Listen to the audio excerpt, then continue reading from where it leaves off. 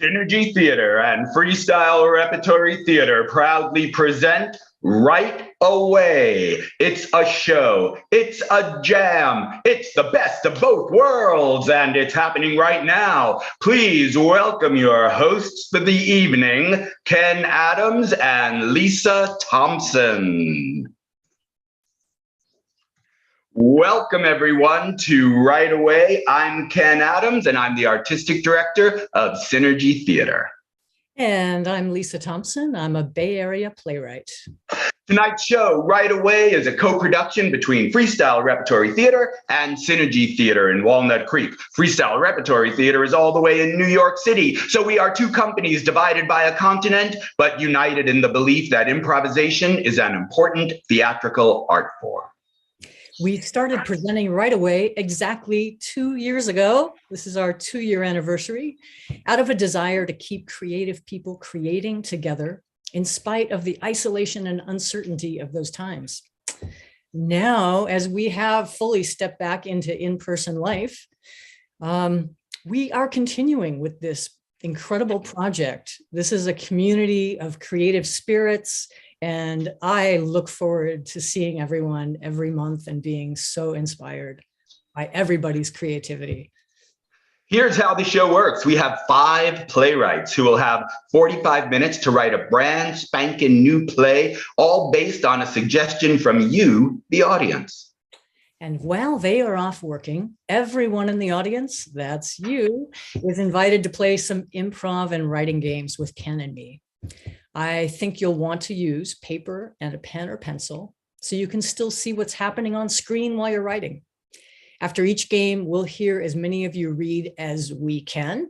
I encourage you to volunteer without even considering if what you wrote is good. It's very fun just to hear the many different directions everyone's writing goes, and to just let our filters off and be freely writing. After 45 minutes, the playwrights will return and present the world premiere of their plays. Now, before we introduce tonight's playwright, we have just a few things to go over. For those of you who are participating live via Zoom, we ask that you keep yourself muted and your video off for now. In just a few moments, though, when we start the writing jam, we will invite you to turn your videos back on, and we would love it if you would do that.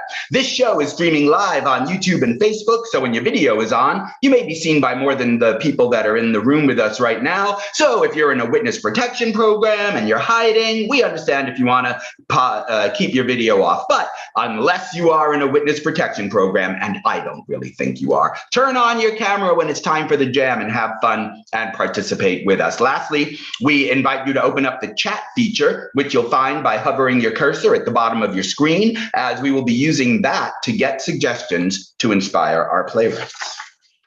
And speaking of playwrights, let's introduce tonight's intrepid writers. They are beginning with Mike Durkin. Can you come on screen, Mike? Hey. I had no idea I was first. I was taking a nap. Well, welcome. I'm so sorry. Wake up quickly. Mike Durkin is a founder of Freestyle Rep, its executive director and a teacher and performer. He developed and appears in Freestyle's video series, Home Foolin', Teach Your Family to Play Improv Games with You. He also works in New York City as an actor in scripted theater. I do. Yes. Welcome aboard, Mike. What's your strategy for tonight? Concentrate. I have to focus and I have to get some energy, and it's just to kind of grab the first thing, just like you just said, Lisa. Don't editorialize. Just go right at it and take what you put down and trust in it.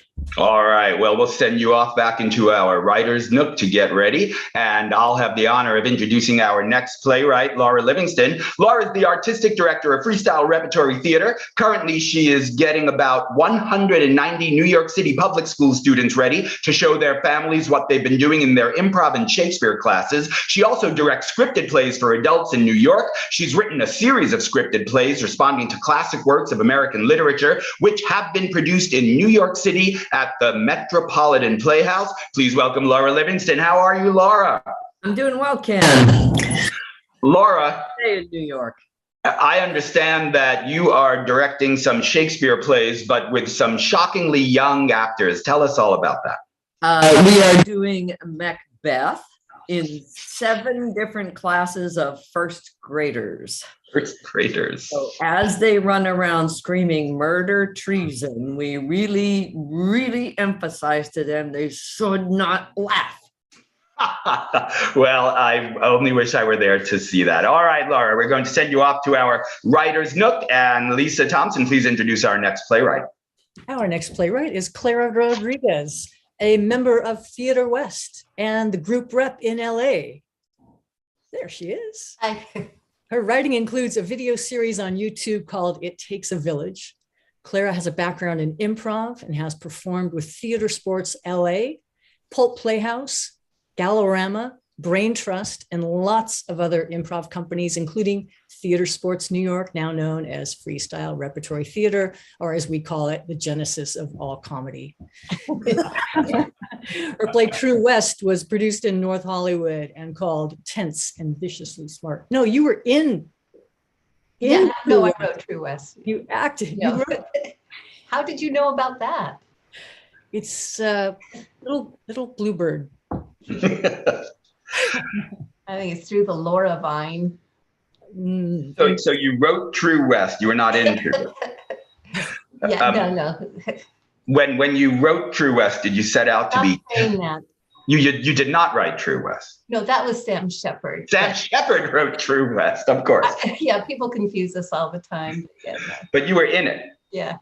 And were you trying to be tense and viciously smart, or were you just going for one and the other happened naturally? Well, I was trying really hard to do both simultaneously, but it's like walking and chewing gum. Very difficult. I understand. All right. Well, I expect you will be both tense and viciously smart in your play tonight, and we send you off into the Writer's Nook. Our next playwright is Sheila Head. Her playwriting credits include The Egg Game, from produced by the Present Company, Over My Head, produced by the Ensemble Studio Theater, and Enter Smoking. Her play, Hollywood Nurses, just closed at the Phoenix Theater Company in Arizona. She has written for ABC, Disney, Oxygen, PBS, NPR, and Garrison Keillor. As an improviser, Sheila created the improvised sitcom Character Witness for Freestyle Repertory Theater. It is always a thrill and an honor to have you here. Hello, Sheila, and welcome to Right Away. Hey, thank you so much. Just so you know, that the Phoenix gig was a developmental reading, so we hope to be on their slate for the 23-24 season. Fingers crossed. It's only taken us 20 years to get it that far. Plays are fun. Tell us about it, Sheila. How did this all come about? Well, it's an homage to the lesbian pulp fiction of the 1950s. And for the longest time, people were like, oh, y'all can get married now. It's no big deal. It's not really timely. And now all of a sudden, things aren't quite so progressive. And all of a sudden, people are interested again. So good. Well, good for you anyway, right? I guess, making some lemonade. Yeah, we'll fix it. We'll fix everything, and we'll get the world back on track. We'll fix it in post. I'm going to go back to the Nook. All right. And Lisa, please introduce our final playwright. Our final playwright is Chris Marshall. As part of a writing team with New York Theater Sports alum Sam Johnson, Chris has written for a number of TV shows, including Beavis and Butthead, News Radio, Frasier, How I Met Your Mother, Hot in Cleveland, and What We Do in the Shadows. He also teaches TV writing at USC. And I don't see this here, but I know that you're also working on a Beavis and Butthead movie. Yes, I'm working on the Beavis and Butthead reboot, and the movie comes out June 23rd on Paramount Plus. So buy it for a month. And then there will be a full season of like the old-fashioned style episodes in early August. We don't have a release date formalized yet. Oh, fantastic. So I'm really well trained to be doing this with real playwrights, since I haven't written a word of 3 syllables in months and months and months. Well, let me ask you this about Beavis and Butthead. Is it tense and viciously smart? If it is, like, we throw that script out and start over. Excellent job. All right, Chris, it's delightful to have you here. Kindly go wait for us back in the nook. And Lisa, take it away. Okay, let's bring all of our playwrights back onto the screen. Audience, this is the time when I suggest you open your chat feature if you haven't already done so. It's located in the middle of your screen. Each playwright will ask for a suggestion to kickstart their play. And when they do, if you have an idea, write it in the chat. If you don't have an idea, write it anyways. All right. And right now we are only hoping our playwrights will be on screen. Jennifer, you are awesome. And we're so glad you're here. But if you would be kind enough to turn your video off as our playwrights are getting suggestions. Thank you very much. All right, let's do it. Why don't we do it in the order that we introduced everybody? So Mike Durkin, please get a suggestion from the audience. You're on mute, Michael. How often that happens after these years? I was at a piano bar the other night, and I was amazed by the talent of the guy behind the keys. And I thought, geez, I wish I had kept up with piano when I was, my parents forced me to play piano. I never did. So what's a regret? Does anybody have, is there any kind of regret that somebody might have? I should look at the chat, shouldn't I? All right. If you have a regret, go ahead and type that into the chat, and Michael pick something from the chat. So Terry is offering bad cookies. Jane is offering almost everything. Everything. Jane. Delisha Sampson, not sticking with piano. Hello, Delisha. All right. Well, not sticking with piano is what kind of motivated me, but I want to go someplace else. So I'm going to go with not taking chemistry. All right. Not taking chemistry. Laura Livingston, please get a suggestion from the audience. Well, as Mike was saying in his bio, a little talk back, we like to work spontaneously. It really helps to work quickly. And my problem is I type really slowly, so I can't work quickly. I have a lot of trouble with that. So I would like for people to, in honor of our second anniversary, just type in the chat a lot of sentences that have the word "to" in it, however you want to spell it, but sentences with the word "to" in it. All right, to be or not to be. I see trading in my 1982 280. Whoa, went by 280ZX for a Nissan. Oh, I think that was a regret. Yeah, but it's got a "to" in it, so I could use it. All right, that's good. That's good. Two lonely people. 2 minutes ago, I saw you. It's too hot, too cool for school, too for the show. I'm too miserable. I got to go. Oh, that's good. That's good. Oh, man. Yeah, I won't have to type it. I won't have to write anything. Are you going to use all of those? I will cut and paste as much as I can. All right, fair enough. All right, let's see. Clara Rodriguez, will you please get a suggestion? Yeah, could I have a type of beverage?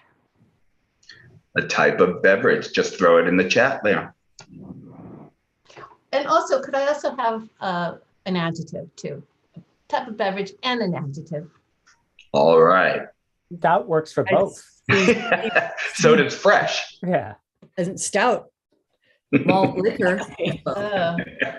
Frosty Coke, whiskey Irish. So many things. Champagne. How about I'll take Frosty Coke and salty. Frosty Coke and salty. All right. Healthy urine. Okay, wow. Dang, is it too late to add that? I'll add healthy urine too. You would. Never too late for healthy urine, I always say. No. All right. Sheila Head, will you please get a suggestion from the audience? Yes, I always like to get lines of dialogue, but I'm going to be a little more specific this time. I would like some lines of dialogue that someone with no social filter might say. Love it. All right, just type it right in the chat there. Something, a line of dialogue that a person with no social filter might say. I can't read these without blushing. Okay, great. Let's go score some heroin and hookers. Rings the bell. Are you pregnant is always a good line. Are you pregnant? That was me, though. Hold on. I'm a handwriter. Jesus, what happened to you? There, I've got 3. Thanks.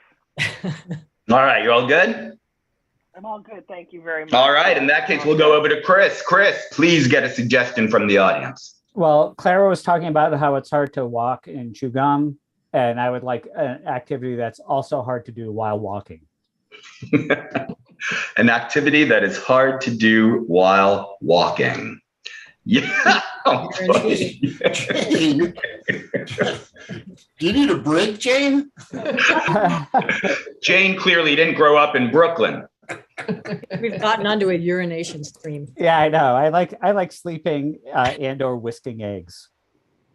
All right. We're going to give everybody an opportunity to review their suggestions so we all have a chance to remember what it is our audience gave us. So one more time from the top. Laura, please, I'm sorry, Michael Durkin, please review your suggestions. The regret was not taking chemistry, and I also like the 8-foot ladder when they had an opportunity to buy it. So I'm going to see if I get that in there. And Laura Livingston. A bunch of sentences that use the word to, ranging from short ones like it's too hot to things like trading in my 1982 280ZX for Nissan Sentra when I couldn't afford engine work. And Clara Rodriguez. Mine's are Frosty Coke, salty, and healthy urine. Sheila Head. Let's go score some heroin and hookers. Are you pregnant? Jesus, what happened to you? And Chris Marcel. The activities of whisking eggs and sleeping. All right, so those are the individual suggestions that our playwrights will use in their plays that they have 45 minutes to write, but they are also going to be fed suggestions throughout the course of the 45 minutes that all of them will have to incorporate. So we are ready. We're just about to send you away for 45 minutes. Keep an eye out for our text. And remember, whatever you write will be right. All right, my friends, here we go. The timer is set. On your marks, get set. Right away. Well, all right. Now, my friends, now it is time for everybody to come back on screen because it is time for our jam.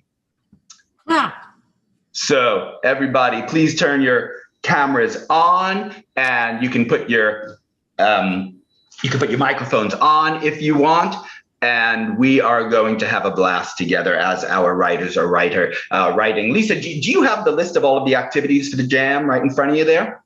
I do. Excellent job. How about if you run the first exercise and get everybody started? Yeah. Let's see, take a moment to say hello to some people. Hello, Delisha. Hello, Terry. How many people have been a part of our jam before? All right. How many people are here for the first time? All right. Well, if you're here for the first time, wave to somebody who's been here before. And if you are been here before, go ahead and wave back to somebody. or Lisa, if you could just tell me the order of the activities for the jam and help me, because I'm sorry, I just can't find the list right now. Yeah, no worries. So we're going to start with a warm-up called Deep Thoughts. And then we're going to move into the half-sentence story. All right. Go ahead with Deep Thoughts, and then I'll be ready with the story. Okay, very good. And then the ones that you were going to run were the alphabet game and a story prompt. All right. I apologize for that behind-the-scenes look at my unpreparedness, everybody. Go ahead, Lisa. Take it away. All right. So I thought we'd warm up with a little fun game just called Deep Thoughts. So I'll start the beginning of a phrase and you will complete it. And then we'll just do a few of those and then we'll read them and that'll get us kind of get the ball rolling. So is everybody ready? Yes. Yes, I like it. All right, here we go. Nothing shines like. Do we yell it out? Do we write it down? Oh, everybody grab a pen and a piece of paper, and you're going to write down your spontaneous thought, and then we'll read them out loud later.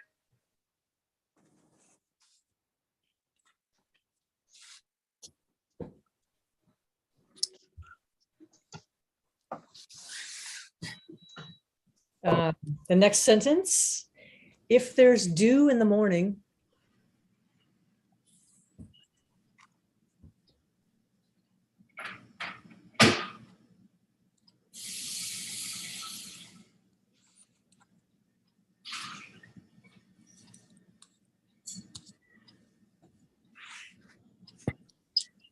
and number 3 and final one for this round, time ticks and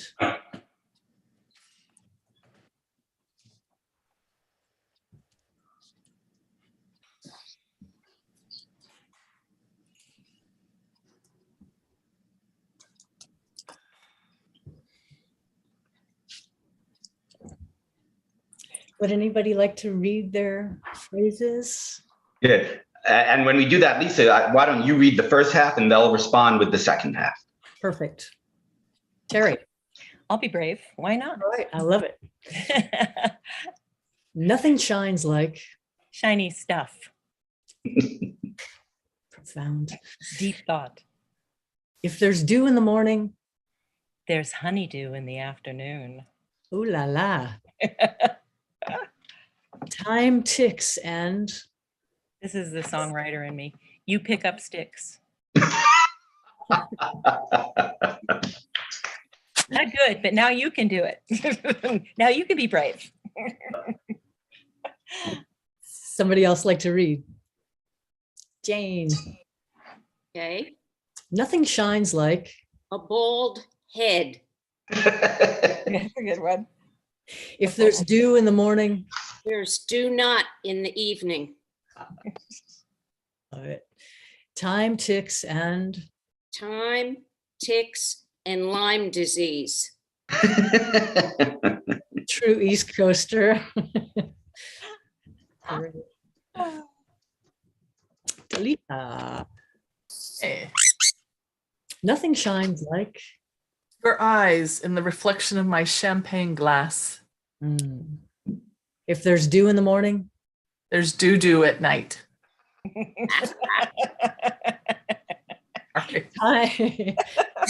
Time ticks and Ticks and ticks. When will this loneliness end? beautiful.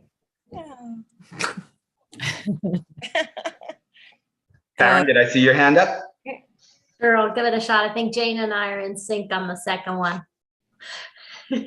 Oh, okay. So we'll do number 1 and 3. Oh, we can do them all. I just Oh, okay. thought it was kind of cool. Nothing shines like. A teardrop on a child's cheek. There's dew in the morning. There's don't in the evening. It's brilliant. Time ticks and Whispers with an unanswered promise. beautiful. Wow, beautiful. That's like the first line of a detective novel. Yes. All right, anybody else interested in reading? Michael, go ahead. Mike, just turn your microphone on. Perfect, thank you. Nothing You can shines. you can call me Mike if it makes it easier to Thank you very much. Thank you. differentiate from Michael. Ah, Go ahead. There's a former student of mine here, but I'm not sure where he is. oh, who's that? These are instant plays written in New York City. I don't think he's talking to us, Lisa. Ah, okay, I see. All right, let's go with Mike. Okay, nothing. Jennifer? No, I just realized my phone's gonna die. I'm like, I better jump in so I can get, until I can get my computer set up, just in case, there's a lag in time. So, okay. So You can cut. You can cut. Go ahead. All right. Nothing shines like. No, Michael, go ahead. I wasn't sure. I think what happened was Mike stopped. I'm sorry. Go ahead. Oh, that is all right. Let's go with Mike. Go ahead, Lisa. Start reading, and Mike, you're responding. All right. Nothing shines like. Waxed car. If there's dew in the morning.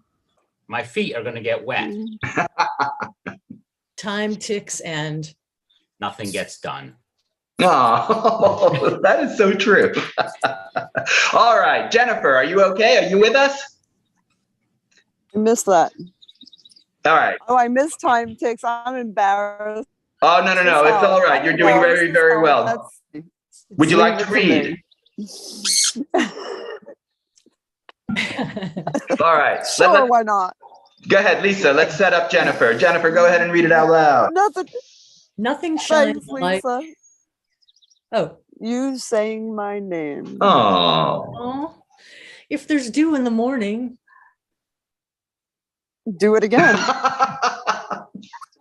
Time ticks as I march on. Oh, excellent. All right. All right. Let's move on. The next exercise works similar to the one we just did, but this time, instead of unrelated sentences, we're all going to work together to write a story together. So we have 1, 2, 3, 4, 1, 2, 3. We have 6 sentences. Are you getting my attention, Lisa? Yes, I am, because I think it's time to send the writers a prompt. It's already been 10 minutes. All right. Good job. Thank you for jumping with that. Do you want to handle that? Sure. I was thinking that we could start with sending them a line of dialogue. All right. So we could use the chat just like we were doing before. And this is a line of dialogue that all of our playwrights will incorporate into their play. So go ahead. If you have an idea for a line of dialogue, it could be anything at all. Just open up your chat feature there, throw it in the chat, and we'll grab one. I see my cat won't talk to me. I'll never smile again. Your cheap necklace, sweetheart. If you're not using it, let it go. If you had told me that yesterday, I would have stayed home. Why don't we go with that one? That sounds like a fun one. All right.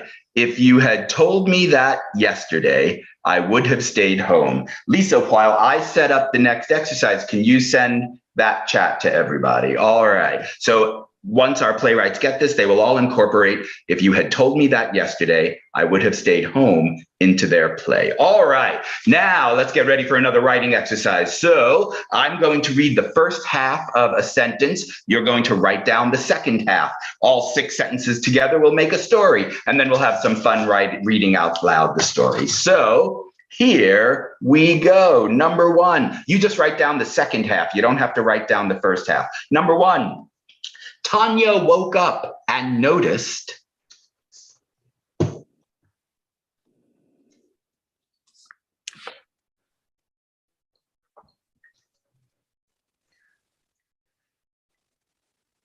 she ran outside and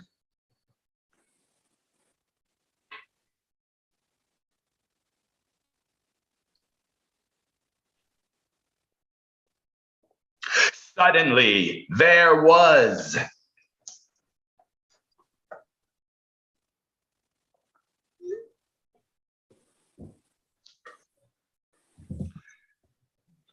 this made her realize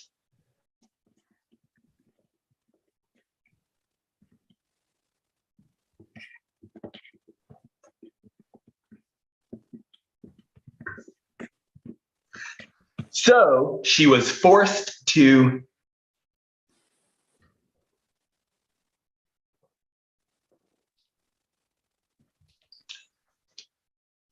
and this is our final sentence.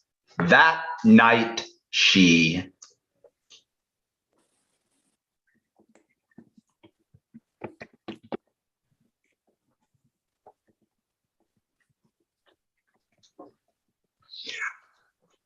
All right, let's read a couple of these out loud. Who would like to read with me first? I'll read the first half, you read the second half, and we will listen to some of these stories. How about Delisha? All right, Delisha, turn your microphone on for us. All right, here we go. Tanya woke up and noticed the window had been open all night. She ran outside and screamed in the street. Suddenly there was a knotted dachshund in the tree. This made her realize never to trust a monkey. So she was forced to call the zookeeper. And that night she died 1,000 deaths. Oh, excellent job. All right, who's next? Who would like to read? Hey, Patty, are you out there? I'm sorry, Patty. I see your electronic hand and I'm not quite sure when that was. Are you with us, Patty? Yes, I am. All right, would you like to read this one with us? Sure. All right, thanks very much. Here we go. Tanya woke up and noticed her door was open. she ran outside and Looked everywhere for her dog. suddenly there was, A large wolf. this made her realize, Her dog was toast. so she was forced to, Get a cat. and that night she, Purred along with her new buddy. awesome job. Awesome job. All right. Who else would like to read for us? Terry. Thank you, Terry. And Jane, you'll come right after Terry. Here we go. Tanya woke up and noticed That her feet had turned blue she ran outside. and made her way to the lake. Suddenly there was, A huge alligator. this made her realize. It wasn't a good place to wash her feet. So she was forced to, Walk 10 miles to the car wash, and that night she, marveled at her colorful feet. awesome job. Tanya's having such strange and wonderful days. All right, Jane, are you ready, Jane? Yeah. All right, here we go. Tanya woke up and noticed Time had stopped. she ran outside and Saw spaceships. suddenly there was, Music. this made her realize, Time travel is real. so she was forced to, Sell everything. and that night she, Flew upward. awesome job. Awesome job. All right, let's see. Karen, did you want to read? No. I think there's one in the chat. All right. Is there someone else who wanted to read who's not on screen? I think Herb might have put his answers in the chat. Oh, I got you. Okay, Herb, do you want to read out loud with me? Sure. All right, thanks so much. All right, here we go. Tanya woke up and noticed. This is what I'm wearing. She ran outside and discovered there was no outside. Suddenly there was the fact that she was drunk out of her mind. This made her realize that her bra was missing. So she was forced to realize the stranger at her window and was that night really totally I'm sorry. untrustworthy. I apologize. She realized that the stranger at her window was really untrustworthy. So she was forced to leave in disgust. And that night she decided to go to sleep. Oh, excellent job. Excellent job. All right. Is there anybody else who would like to read this exercise out loud with us? Mike? Okay. In that case, Mike, did you want to or no? I'm sorry. Sure. Okay, perfect. Thank you. All right, here we go. Tanya woke up and noticed the toilet overflowing. She ran outside and fell down. Suddenly there was a raccoon on the roof. This made her realize she should have bought that 8-foot step ladder. So she was forced to jump from the tree. And that night she got a pogo stick.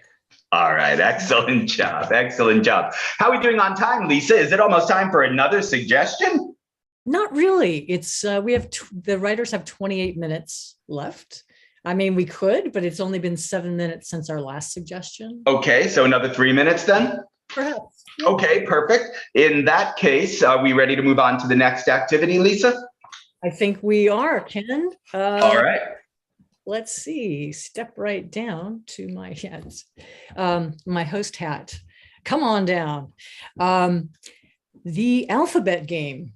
And so the idea here would be this is an improv game that maybe some of you have played, where you'll just every line will follow the alphabet. So it'll be a line that starts with A, a line that starts with B, a line that starts with C. But instead of a dialogue, like a play or a skit or an improv scene, you'll just be creating a story. And this will be a timed thing. So we're not going to go all the way to Z, but just go as far as you go. What do you think? How many minutes should we make this one, Ken? I say we should make this 5 minutes. 5 minutes. So we'll let you know when it's as time goes on. Yes. Yeah, Terry? Can I ask a question? Because the last time we played this game, I got terribly confused. Are we doing, is it the first sentence starts with A, the second sentence starts with B, or is it just you're only allowed one word? Oh no, yeah, the sentence will begin with A, and then the next sentence will begin with B. Next, and As far as you can go. The sentence can be any length.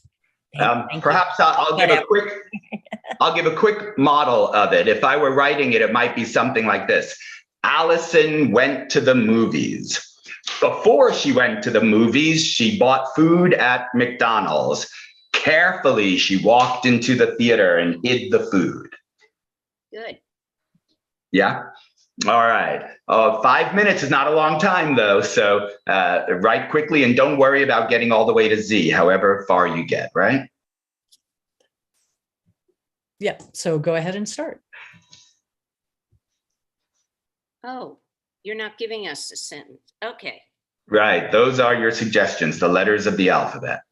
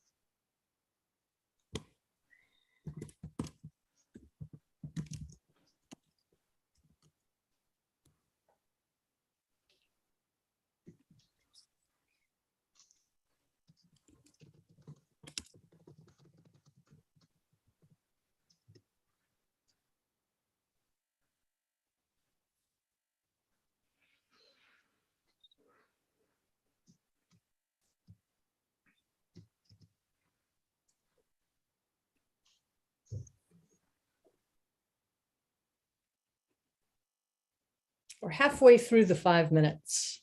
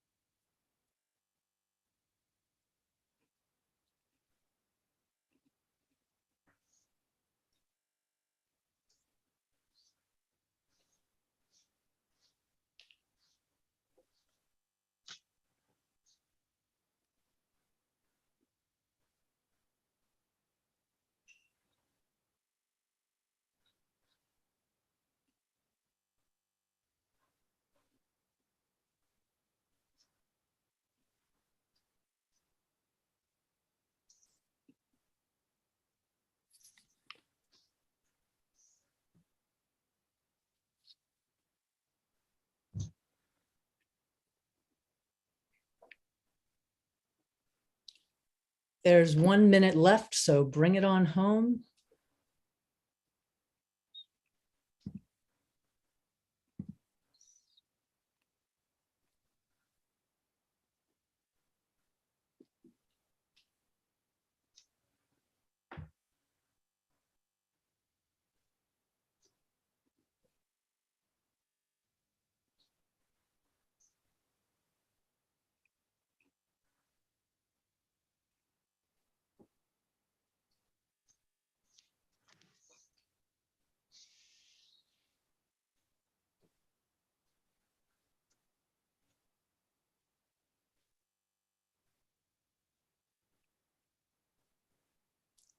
Ten seconds.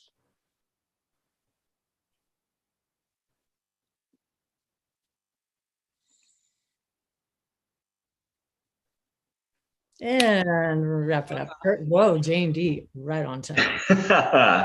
All right.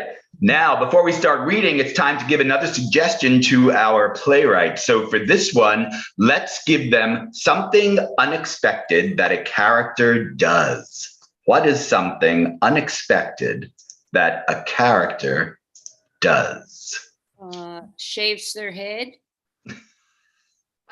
All right. I don't see why not. That's good enough. Lisa, can you send that one back? So a character suddenly shaves her head. I think that's awesome. All right. While Lisa is sending that back, let's share some of our alphabet stories. Who would like to read their alphabet story?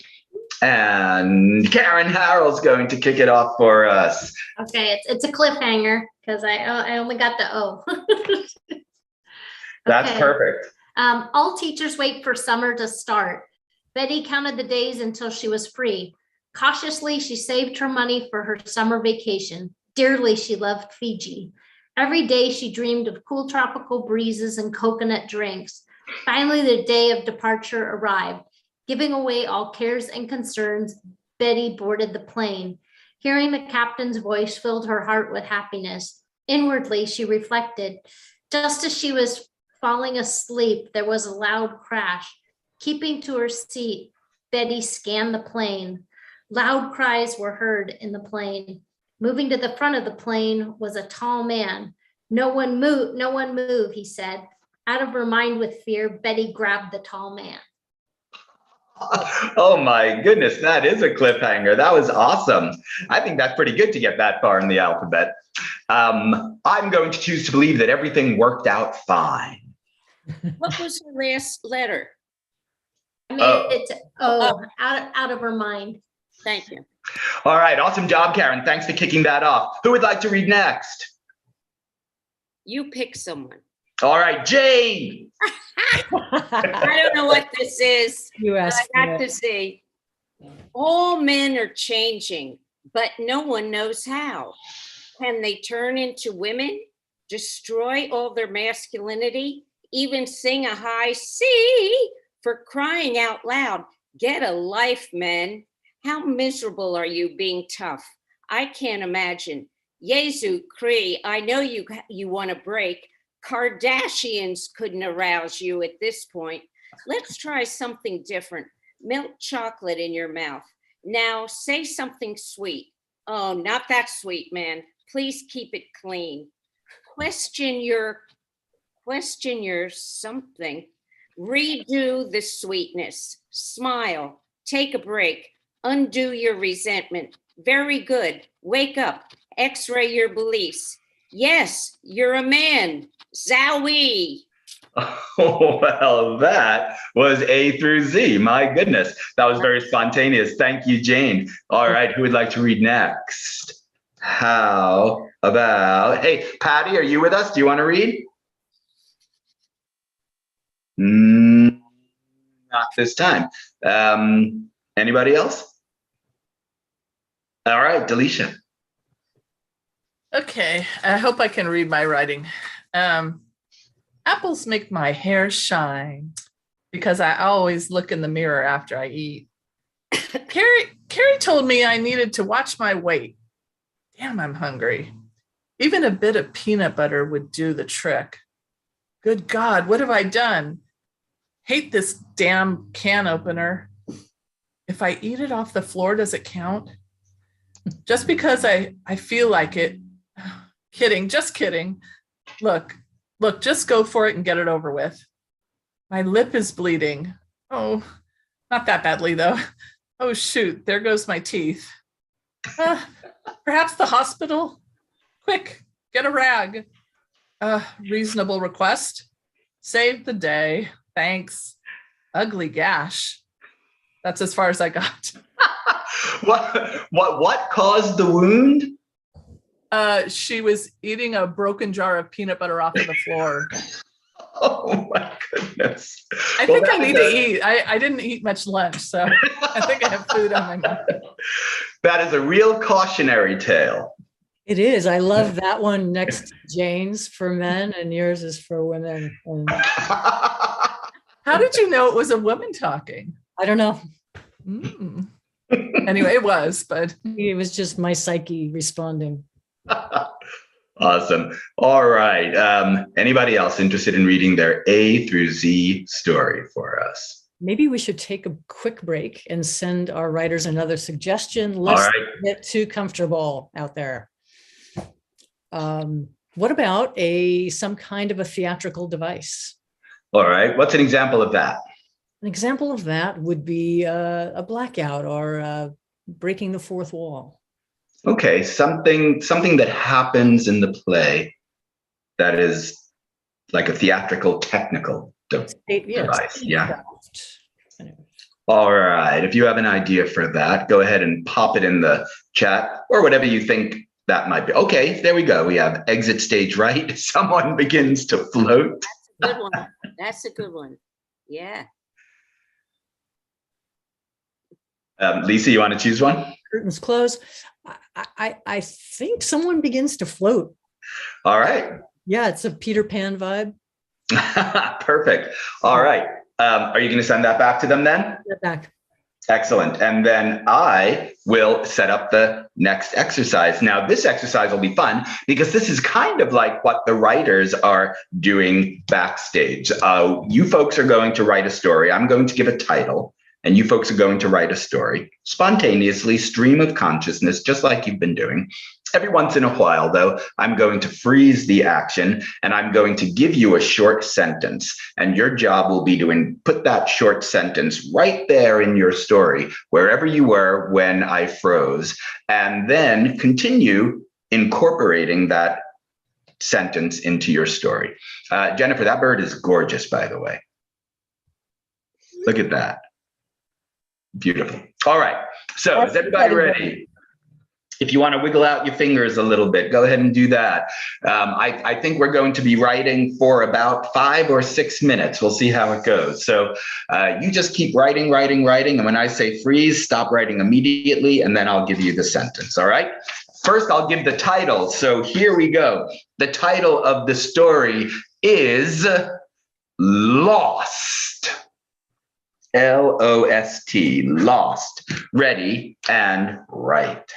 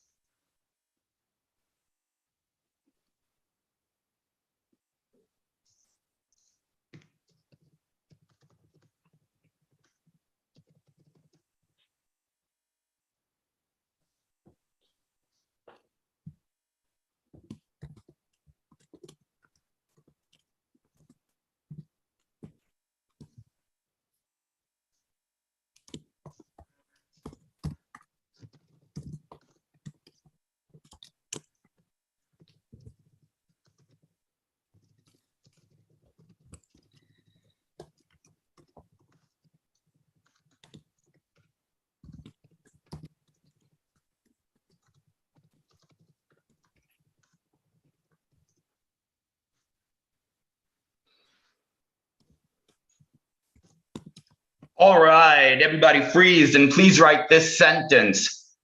Ominous thunder rattled in the distance. Ominous thunder rattled in the distance.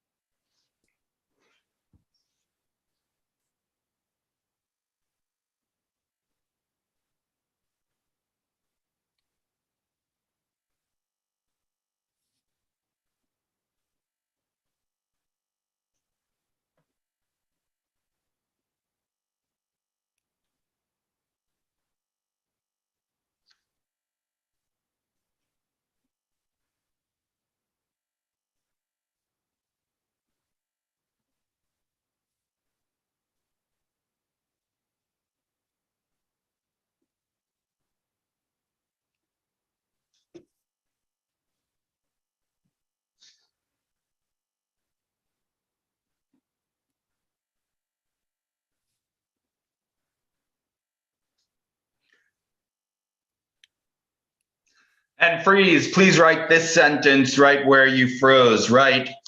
Never before had somebody's life broken like this. Never before had somebody's life broken like this.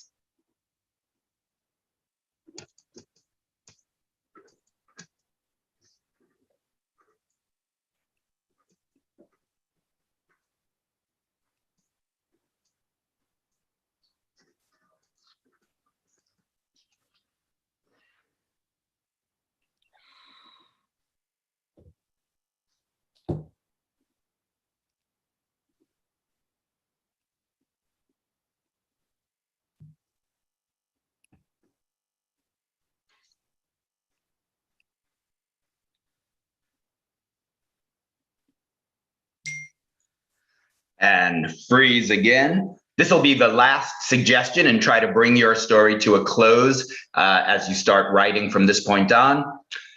Well, they say hope springs eternal.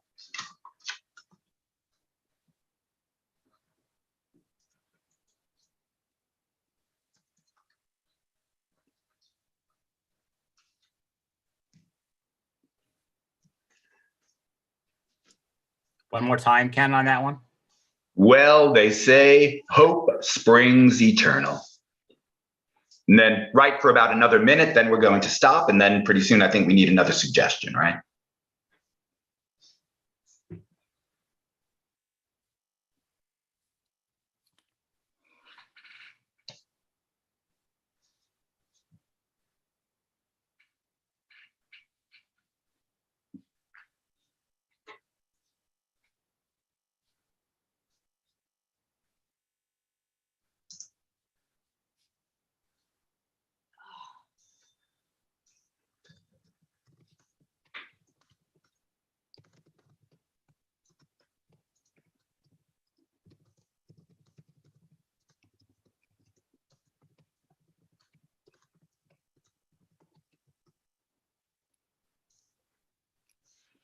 All right, all right. Let's wrap that up.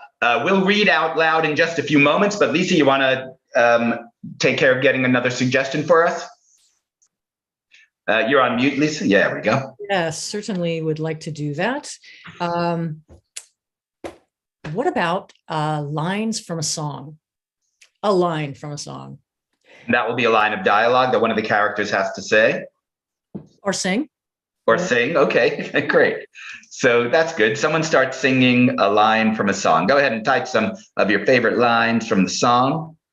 I don't like Mondays.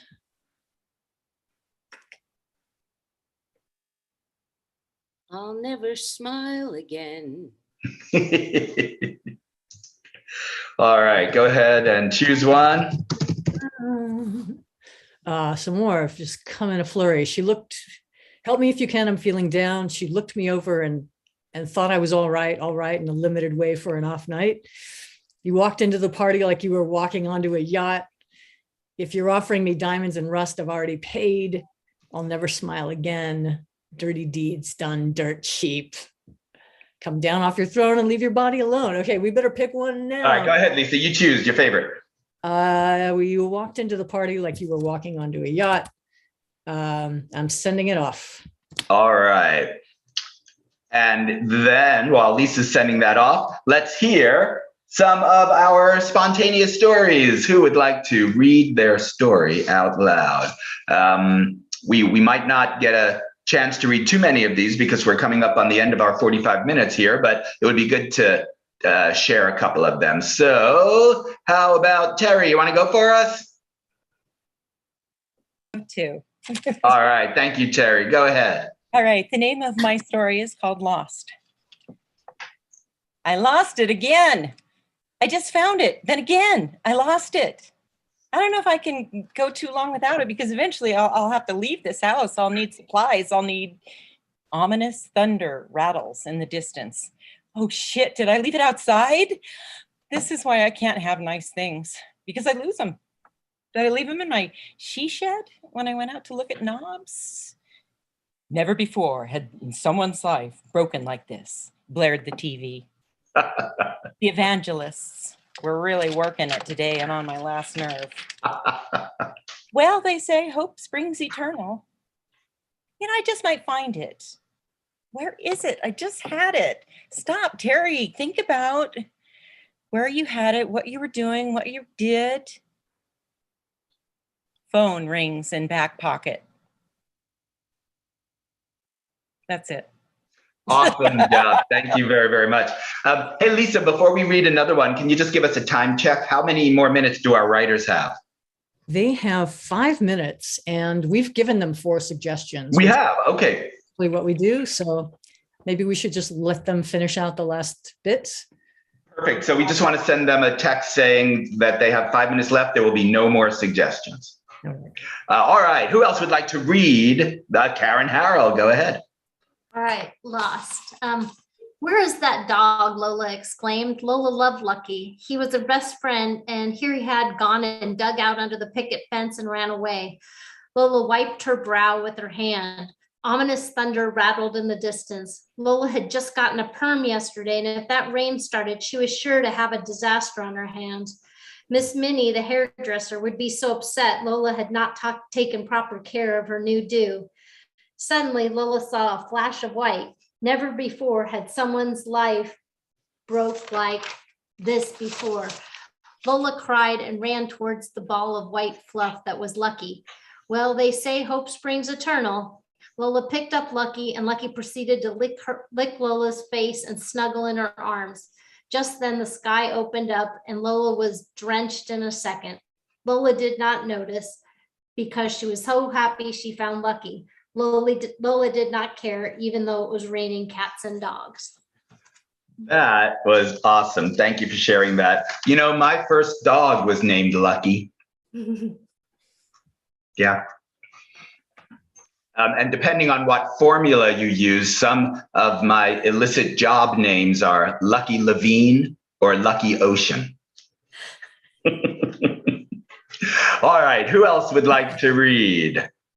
No one else. Mike Unger, we have Mike and then Jane and then Delisha. Go ahead, take it away, Mike.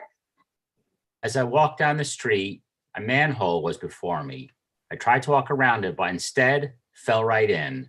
Down I went, landing in a heap in a large cavern.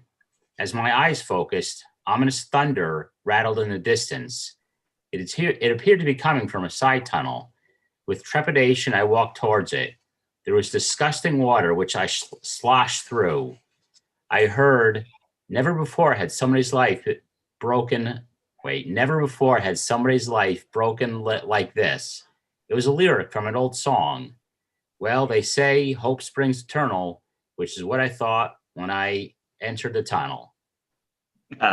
Awesome job. Lisa, do we have time to read one or two more? I believe we do. We have 2 minutes. All right, Jane, go ahead. Let the other person go because I've gone a lot. Delisha, go ahead. We'll bring the writers back and then we can keep reading. So don't worry about the time. Delisha, go ahead, please. All right. I've read a lot too. Lost. One kitten, Fluffy, likes to cuddle, eats turtles. If found, please call. Hello? I have your cat. Oh, thank you. That's $50. What? How could you? It's a living. Ominous thunder rattles in the distance. Geez, what was that? This is a warning. It's a sign. You better straighten up and fly right. I didn't mean it. I don't even have your cat. In fact, I'm quite lonely. Oh my, that is sad, pathetic even. Never before had someone broken like this before. Look, I'll make it up to you. How? Well, they say hope springs eternal. How about watering my lawn every day this summer? I think I was thinking something more meaningful, but okay, whatever you want. That's it. Beautiful job. All right, Lisa, what's our time? We have less 39 seconds left. All right, so I'll tell you what we're going to do. First of all, everybody give yourselves a huge round of applause. That was awesome. Thank you so much for participating. Let's wait until the 39 seconds are over. We'll call our writers back, but then we can still read one or two more if we want to, and our writers will share the joy with us. So Jane, will you read? And Patty, are you there? Did you want to read? All right, anybody else? All right, we'll let the time run out. We'll bring our writers back, but everybody just stay where you are, and then Jane will give us our final reading. Jane, where are you coming to us from? Well, I moved down from New York last year. Now I'm in Sarasota. All right, I was born and bred in New York City. Are you there now? No, I'm in California now. I moved out in 2000. Oh. Well, I'm in dumb Florida. All right. Well, I hope you're enjoying the life. Why is Florida so dumb?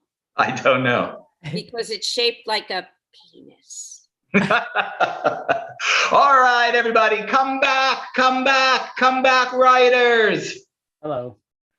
Hello, everybody. Come back, writers. Our jam participants are still on the screen because once the writers are back, we're going to have one more reading of one more brief exercise, and then we're going to move on. So let's just wait until we have everybody back here.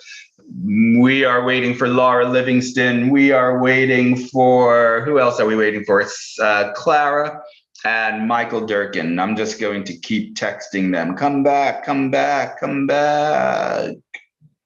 Same. So they all were talking with each other and creating this play, right?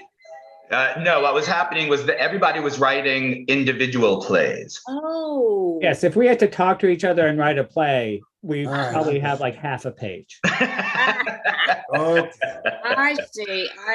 Okay. All right, let's get Laura Livingston back here. Laura Livingston, Clara Rodriguez, let's get back here. Your time is up. All right, my friends, everybody keep texting Clara to tell her to come back. But I kept all of our jam participants on stage because we just have one more story that we're going to read out loud. The writers, you won't understand how brilliant it is, but they're incorporating sentences just like you did that they were given during their story. Jane, will you please read your story? Lost. I found my cousin on the floor. She had fallen down the steps and cracked her head 2 nights before. She told me she felt so lost. She'd been lying on the floor for 2 days dead, but there was no blood there because the dog was hungry for 2 days and licked all the blood off. Ominous thunder rattled in the distance when I found her. Now I felt lost. Bang, I'll go home alone. Bang, she should have moved to a retirement home. Bang, I should move to a retirement home so I don't end up on the floor. Never before had somebody's life broken down like this. Well, at least I don't have a dog. Well, they say hope springs eternal. Maybe I'll marry Larry David. Maybe I'll get a cat. Maybe I'll move to a retirement home. Maybe I'll pay to fly to the moon and I'll be lost in space. Oh, excellent job. That was good. Damn. All right, my friends. That was a true story, by the way. Jane, no urine? No urine, Jane. Okay. No, blood. Blood. Oh, okay. But All right, thank you everyone for such a fun jam. Believe it or not, we are done. Now, at this point, I will ask all of our jam participants to please turn off your video, put your microphone on mute. We'll welcome our playwrights back. How was it, playwrights? All right. Did what I It got could. weird. It got really Yeah. weird in here. Yeah, it got real weird. It got very strange. All right, well, we will see. In the meantime, Lisa, you're going to pop some information into the chat over there. All right, everybody out there, the playwrights now need to cast their plays and prepare for their world debuts. So we need to take a 10-minute intermission. Lisa has put some websites and other information in the chat. If you'd like to take this time to check out our companies, make a much appreciated donation, register for next month's Right Away, feel free to do those and more. Feel free to hang out here for 10 minutes and watch all of the backstage chaos that's about to erupt on your screen. Otherwise, please come back in 10 minutes. So that will be, let's see, that will be, let's call it 7 minutes after the bottom of your hour. 7 minutes after the bottom of your hour. So whatever half hour it's about to be where you are, wait till the half hour, then come back 7 minutes later. All right, my friend. Your hour has only 58 minutes. Enjoy your intermission. Well, you'd have been a great field commander. All right, troops, at 10:15, no, that would be 12:15. Yeah, exactly. All right. Well, somebody take it away. What are we doing here? Durkin, who do you need? Oh, Jesus. Well, let's see. I need, let's see. All right. I need Chris to be number 2. I think, Clara, would you be number 1? And Lisa, would you be number 3? And I better make sure that I've got the right numbers here. But I think that's, yeah, okay. Number 1 is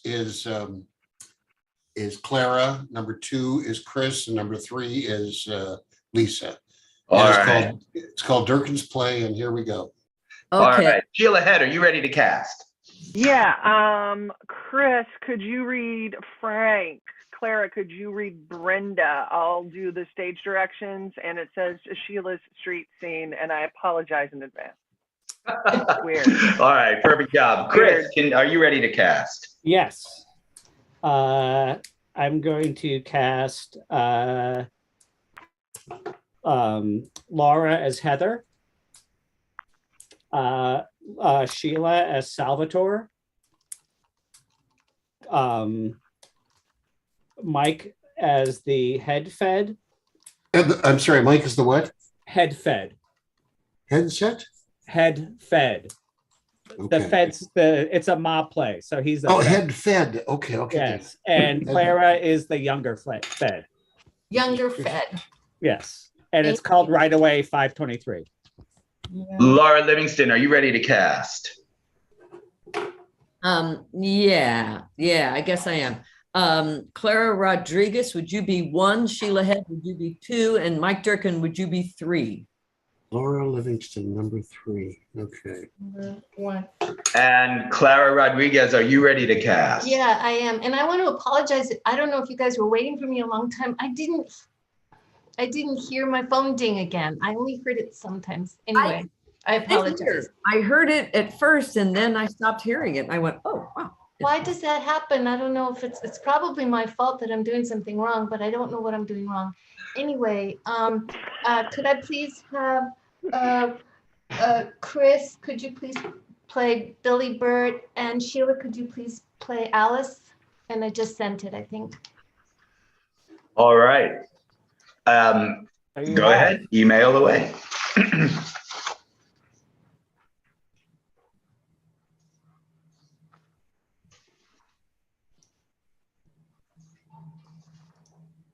What just happened?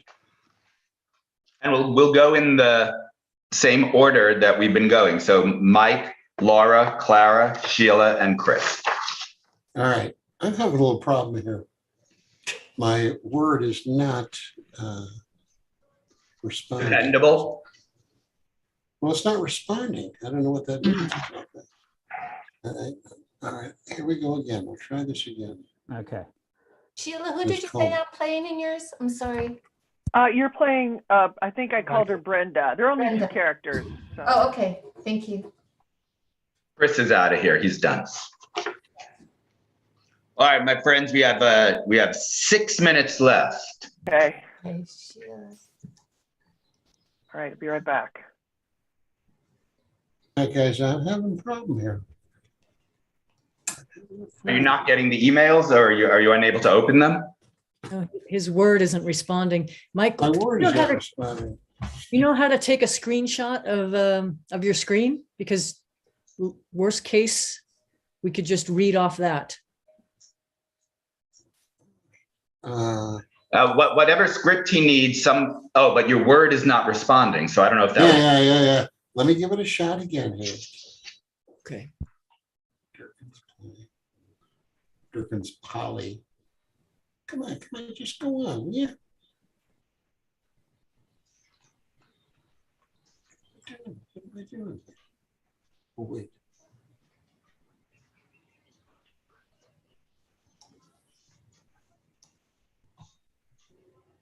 Yeah, I might maybe.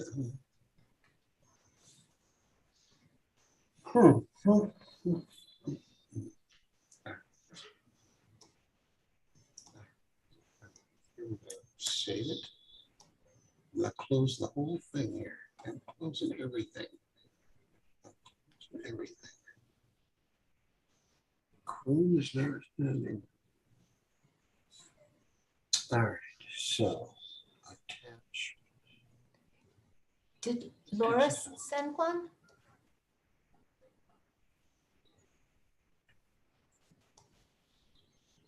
Wow, guys, I don't know what's going on here. I've only received 2 plays so far. Sheila's or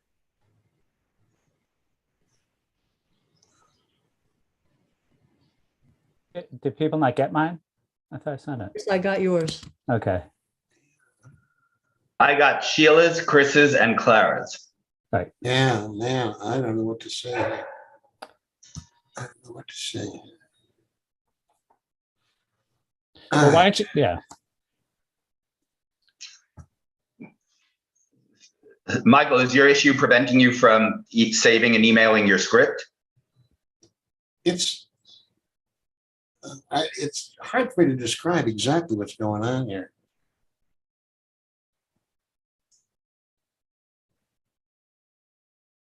Chrome is not responding. Close this program. I may be leaving you guys. I don't know. That's not a bad idea. Sometimes if you just like go off, reboot your computer, and come back on, everything starts working again. But were you able to save your play? Yeah, I think so. Yeah, I'm sure I have. Yeah, it's on my. It's okay. On my Do you want to try to do that? Do you want to try to? I'm going to do that. I'm going to do that. Okay. And ask Laura to email her play. Okay. We could bump you, Michael, so you're not first. Yeah, except at least, and I would okay, because I'm in Chris's and Laura's. All right, I got to go away. I gotta go away. Okay. I'm going away, guys. Bye-bye. See you later. Come back. I will.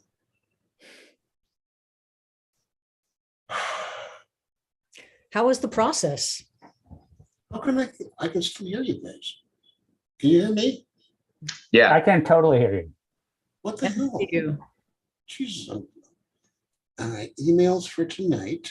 I'm going to open emails for tonight. And I'm going to go to where Laura says emails for tonight. I'm going to forward to you my play.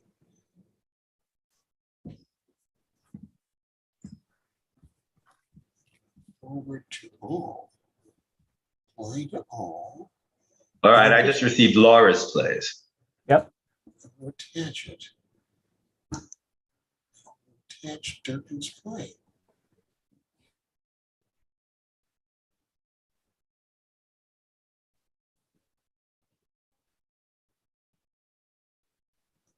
Guys, I may have lost my play. That's right here.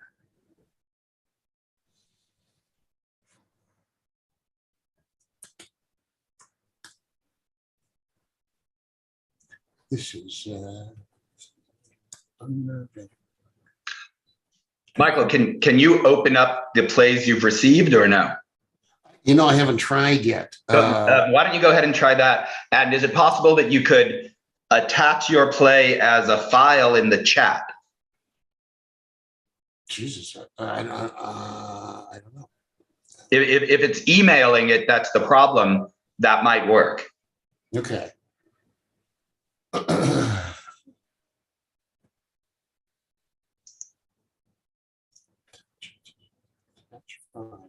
Ken, it is 7 minutes after the bottom of the hour. All right.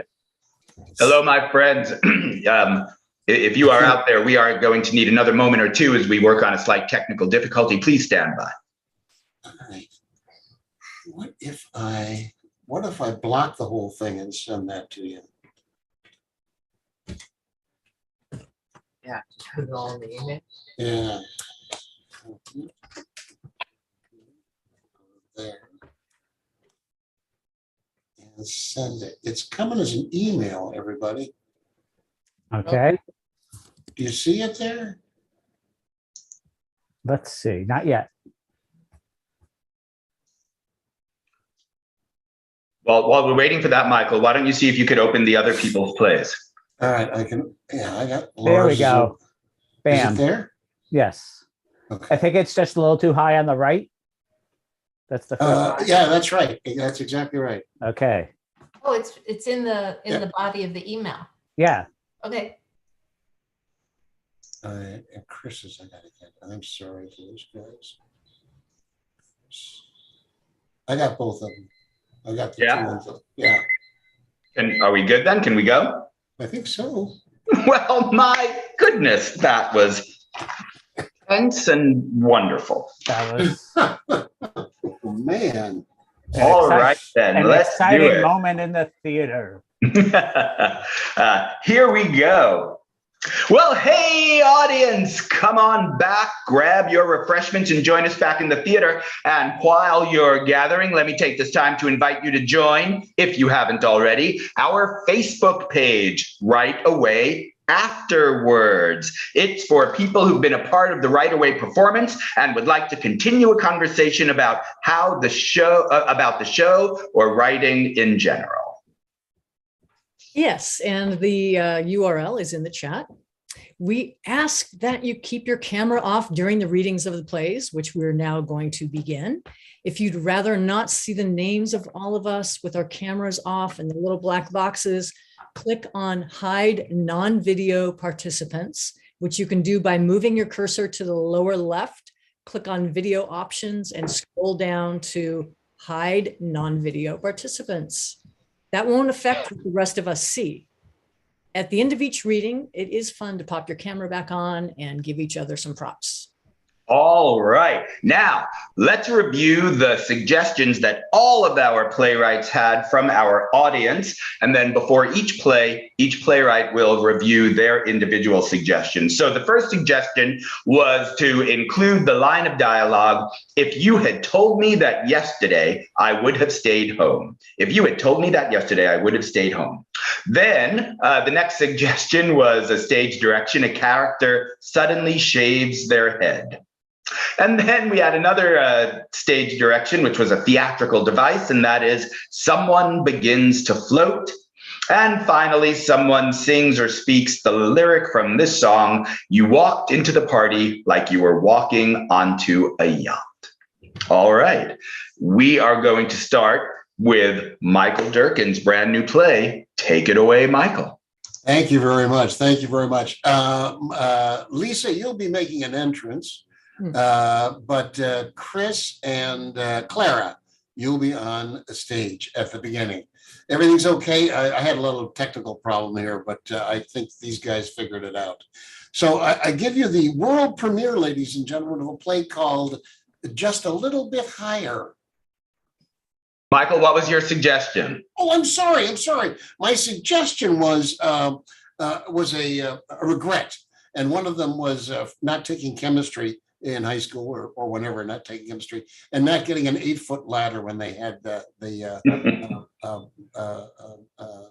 when they could have. All right, now just a little bit higher. I think it's just a little too high on the right. You just told me it was high on the left. Well, no, I meant the other right, the left. Belle, this is taking much longer than I ever thought hanging a picture would take. Well, it has to be level though. Otherwise, what is seen is the imbalance in the picture itself. Carly is very proud of this painting, and I really want it to be displayed perfectly. All right, we'll get it right for her. She is a perfectionist. It's a little difficult getting the right perspective on the balance with this little 2-step ladder. I really think the whole presentation should be higher. No, it's right where it should be, Lance, eye level. Your eye goes right to the corn, and the whole farm scene sort of embraces the corn. I think it's right where it should be. I'll give you this. It's a hell of a lot better than the mirror that was here. Good God. I was the first thing I saw in the morning when I walked into the living room. Jesus, I look bad in the morning. Well, steady up there, sweetheart. Steady just a little. Just a hair higher on the right. Which right? Right or the other right? No, the real right this time. There, that's perfect. Oh, God, that's such a beautiful painting. Her daughter has real talent. If you told me that yesterday, I would have stayed home. I'd have quit my job. I'd retire and let Carly take care of us for the rest of our lives with the pots of money she'll make as an artist. All right, don't be sarcastic, Lance. Carly is serious about her art, and you should just continue to encourage her. I just don't want her to be disappointed. Well, me neither, but it's her passion, and we have to support that. You're a better parent than I'll ever be. Oh, Lance, stop. You're an excellent parent. You just have that practical nature and protective nature. She'll be fine. Carly will find her path just like you found yours and I found mine. I guess. I know that I always wanted to build, that I drew buildings all the time since almost my first memory. And yeah, now I am a pretty successful architect, and you, God, you're a great mother and a wife who has supported and encouraged me. I thank God for you every day. Yeah. It's a good life we've created. You, the successful architect, Carly, the budding painter, and me, the mother and wife. Mary, that sounded a little sad. Well, it's just that you're achieving your goals, and it feels as though my goals were handed to me. I don't know. I sort of wish that I'd had some personal achievement. Geez, Mary, look what you've done. You've given Carly and I everything we have. You should be proud. Mary, what are you doing with those scissors? I'm shaving my head. I want to be an egghead, a scholar, a biochemist. It's what I've always really wanted. I should have taken chemistry in high school instead of home ec. It's what I got pushed into by my parents. Well, no more. Off with the hair. Let my brain breathe. Let me be the Einstein I could have been. Mom, what are you doing? Oh my God, Dad, what's Mom doing? Carly, it just came on. We were hanging your painting, talking about our lives, your life goals, and she just grabbed the scissors and started cutting her hair off. Dad, she's starting to float. Dad, what's happening? Carly, sweetie, I'm rising to my potential. Chemistry, biochemist. It's what I've always wanted. Like you in the painting, like your father in architecture. Chemistry moves me. It lifts my spirits. As I rise, I can feel my whole body, my emotions, my whole self rise. And as I rise, I see myself with ambition. This is amazing, Mom. You're having a kinetically motivated vision. It's what I feel when I'm inspired to paint. I know what I need to display the moment the inspiration strikes me. It lifts me as well. The inspiration's buoyant. Yes, I know what you're talking about, the inspiration. When I see a piece of land or a site between two buildings and I know what has to go there, it's like when you walk into a party, like you were walking onto your yacht. You know, you just can't help but be sure of what you know and what you can do. Just that memory is lifting me up right now. Dad, you're rising now too. This is incredible. As I look at the painting of mine that you've hung, I recall that inspiration. And I'm feeling lighter as well. Oh, yes, Carly, yes. Join your father and I as we float with the genuine inspiration we all have. Float with us, Carly, float with us. And look at your work that has inspired us. I will, beloved parents, I will. But it's just a little too high on the right. God damn it, Carly.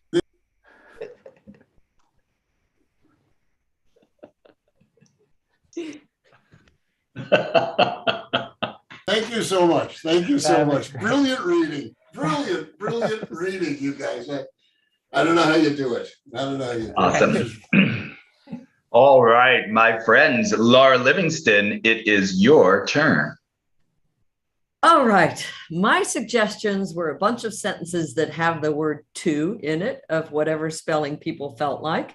So that's basically what I was doing there. I'll read at least one stage direction, but most of them I won't because I think people can do without me. It starts out, it's on the Brooklyn Bridge, and one woman is standing looking down into the water and the other woman is passing by, and person number 3 is not on stage yet. They make an entrance. So here we go. I didn't name it. I barely had time to get the last suggestion in because I didn't hear the so I'm going away and listening to whatever this thing is that I wrote. Okay. To be or not to be? Oh, what? Excuse me. That is the question. Oh, gosh, maybe it's not any of my, no, I couldn't forgive myself. Hey. Me? Yes, I overheard you. I know you couldn't possibly care what I have to say, but I couldn't forgive myself if I didn't. You know, I was just thinking that. I can't forgive myself. Yes, you can. Everything is forgivable. No, not trading in my 1982 280ZX for a Nissan Sentra when I couldn't afford engine work. What? It was such a great car, but I needed to save my money and I needed a car, so. You're thinking about throwing yourself off a bridge because of a car? What? No, are you kidding? Oh, thank heavens. I thought when you said to be or not to be. No, that I was thinking, oh, yeah, like Hamlet. Yeah, now it feels stupid. 2 minutes ago, I saw you and you looked kind of down, like dejected maybe. Yeah, 2 lonely people. It's too hot. If you told me that yesterday, I would have stayed home. If I told you it's too hot? If you told me yesterday that I looked dejected, I would have stayed home, not have decided to walk over a bridge looking dejected. It's a clue that I'm dejected now that I think about it. And why walking over a bridge while feeling so completely not too cool for school? That's what I was when I was driving my 1982 280ZX for a Nissan Sentra. Very, very cool. But now. Yeah. Now it's too hot. It made me think about my husband driving my 1982 280ZX. When he was alive, I was too cool for school driving that car. It's probably what first attracted him to me. Now I've traded it in. I've settled into dull widowhood. 2 for the show. I don't really understand that. I don't understand why you said that. 2 for the show?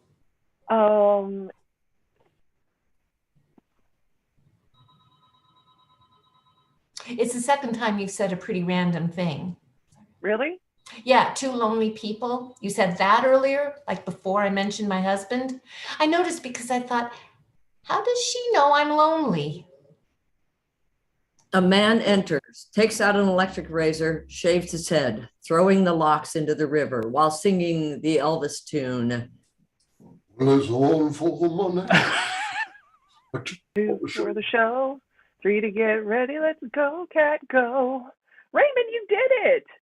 I did it, Sylvia. You finally cut your COVID hair. Yes, my love. I realized it was stupid to keep it if you hated it. I mean, I'm too miserable without you. So it's gone. Please, say you'll come back to me. Yes, Raymond. Yes. Yes, you are the love of my life. Well, wait a second. I gotta go. No, wait a second. Wait right here. Just wait 2 seconds. Are you telling me that you left the love of your life because you didn't like his hair? I'm living without the love of my life, but you two are willing to give each other up just because of hair? And because we're both 2-timers. Yeah, we were both 2-timing. Oh, well, that's terrible. Oh. So I guess we kind of made it about the hair because that was less upsetting. Oh, look, someone's floating down there, Raymond. Well, it looks like they're swimming. We must go save them. Yes. Don't worry, we'll save you. They run off. I really think they're just going for a swim. Wow, that was surreal.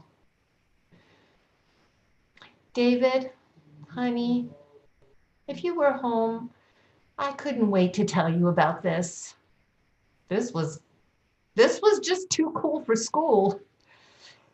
You walked into the party like you were walking into a yacht. End of play.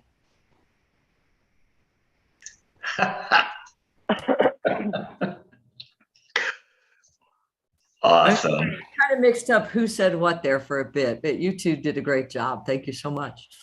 A little detective work. It was beautiful. All right, Clara Rodriguez, take it away. Oh, mine? Okay, so it's terrible to start things out by apologizing, but my apology is I didn't hear the last thing. My phone wasn't dinging, so I didn't hear the last cue, so I'm sorry that's not included. Well, that's all right. What was the suggestion that got it all started? Let me just see if I can, sorry, on my screen, I have to find it. What started it was Frosty Coke and Salty, which in my mind I turned into perspiration somehow, healthy urine.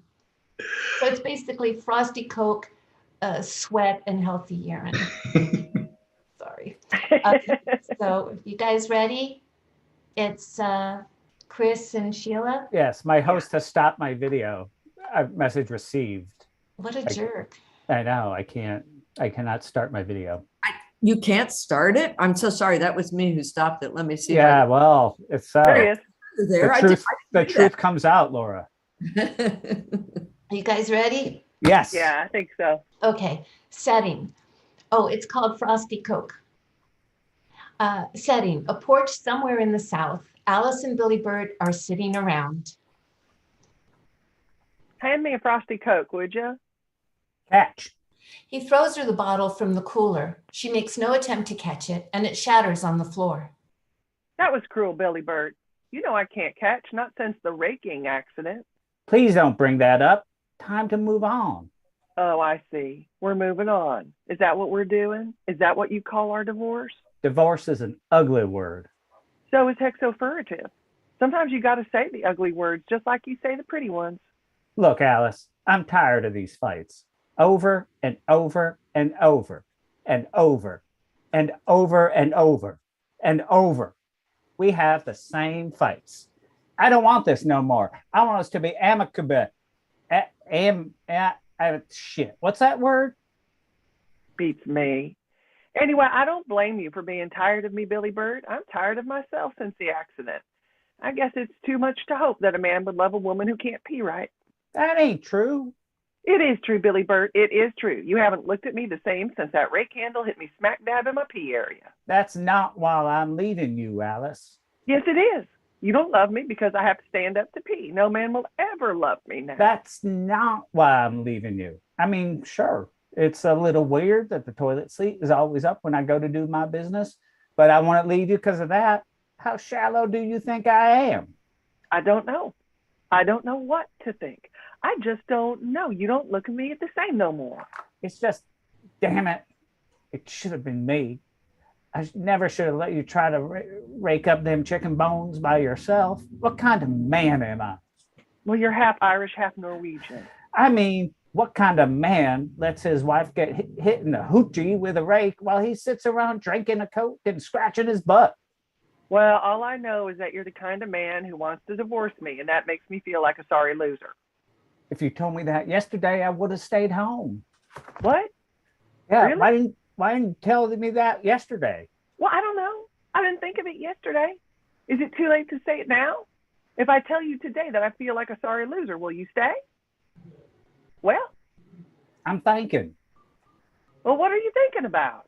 Looking at you now, sitting there in your pretty little moo-moo with your hair all done up and little curls. You look like you did the day we met. On that cruise in Hawaii. I was playing shuffleboard. And I was walking the deck, just looking around, letting my pin curls dry. And then you said, I wish they'd let us off the ship now and then. That's right. And you said, I don't need to get off the ship now that I've seen you. Because you were as pretty as any Hawaiian beach could be. Alice takes out an electric shaver from the pocket of her muumuu and starts shaving her head. What are you doing? Oh, I don't want to be pretty no more if I can't have you.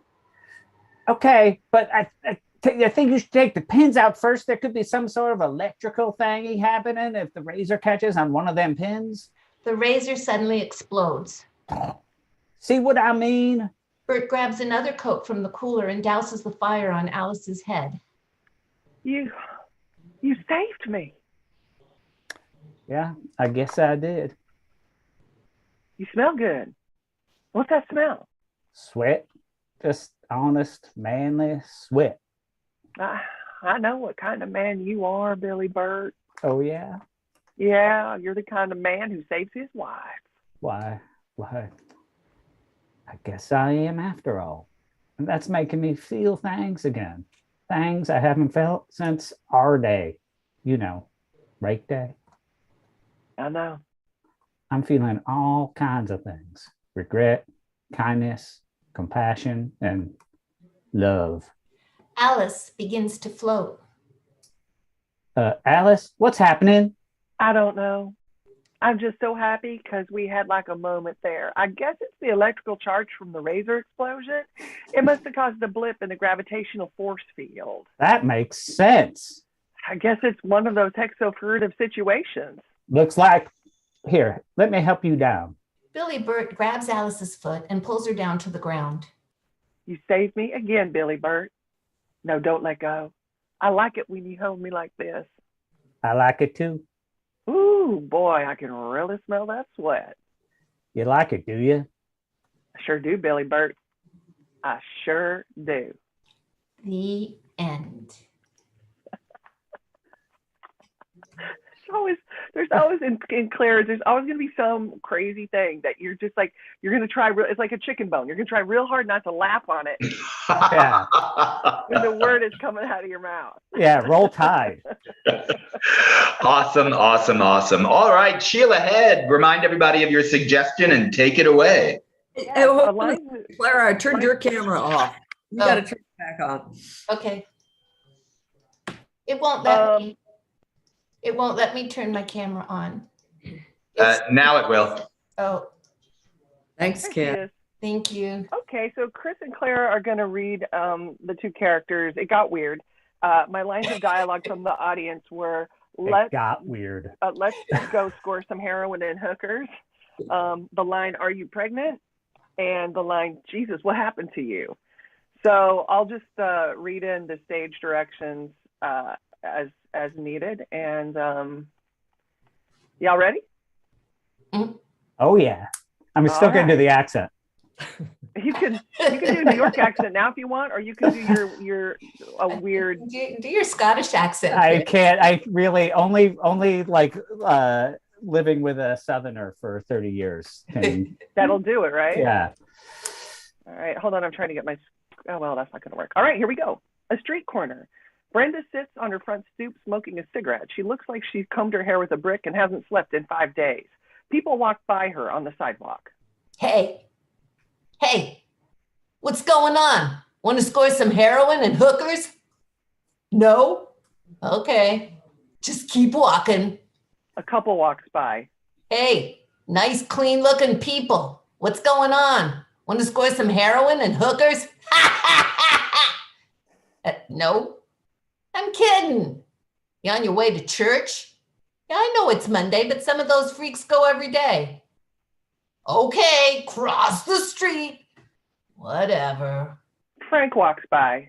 Hey, guy with a hat. What's going on? Me? Yeah, you. You there on the sidewalk in front of me. Guy with the hat, my Monday guy. You want to score some heroin and hookers? You have heroin and hookers in there. In here? In my apartment building? Not that I know of. Geez, I hope not. I'm just making our usual Monday conversation. What kind of conversation are you trying to make? Edgy and downtown kind of conversation. Okay.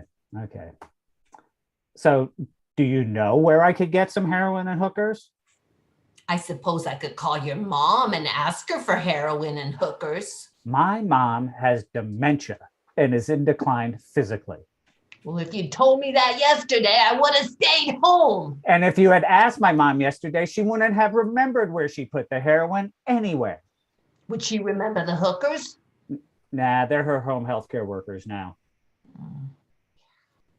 Life is hard and ugly. So are they. So are you. Give me a cigarette. She does. Can I get a match?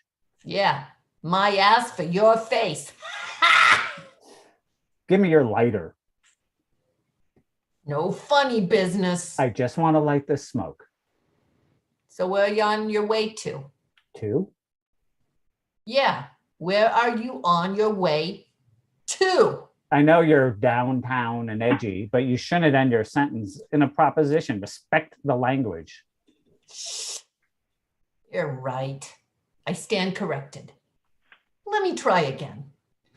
So where are you on your way to, asshole? That's better. I was on my way to the gym. Jesus, what happened to you? You used to be my favorite passerby. Every Monday, I could count on you to be staggering home after your all-weekend poker game looking like a bag of ass. You were fun and funny, and you sure as hell didn't go to the gym. I did go to the gym. I've always gone to the gym. I'm just now coming to terms with my physical fitness dreams. He removes his hat and he has one long ponytail on the back of his head. The rest of his head is bald. What fresh sadness is this? I want to be a sumo wrestler. Okay, come here. We're getting rid of that thing right now. This thing took me 5 years to grow. Now this just gets sadder and sadder. You got to get rid of that thing. Here, She pulls a Lady Gillette shaver out of her sock. you can use my bikini season pink lady special shaver. Do it. Make it go away. He shaves off his ponytail. It's a lot of work and not at all comfortable, but he manages. Now what? Give it to me. He hands it to her and she smacks him with it a few times. Never, ever grow a bald man ponytail again. I was going to donate it to Locks for Love. Oh, shit. My bad. Here you go. You're not as much fun as you used to be. You're moody and bloated, and you're smoking more than you usually do on a Sunday.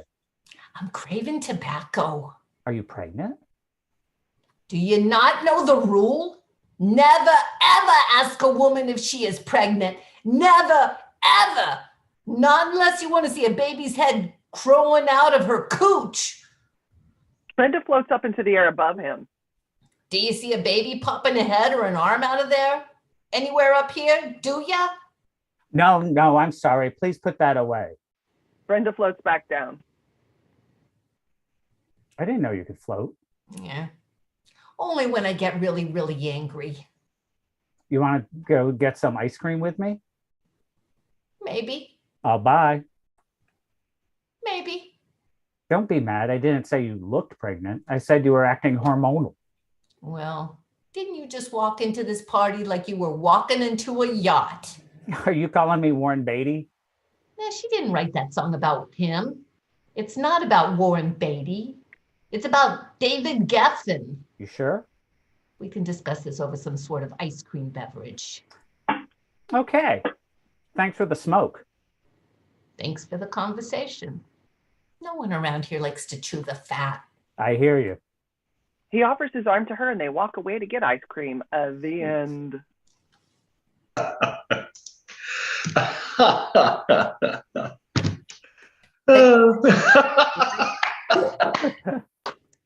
I didn't get it, Sheila. Can you explain? I don't get it either. Yeah, it's based on a steady stream of audience suggestions.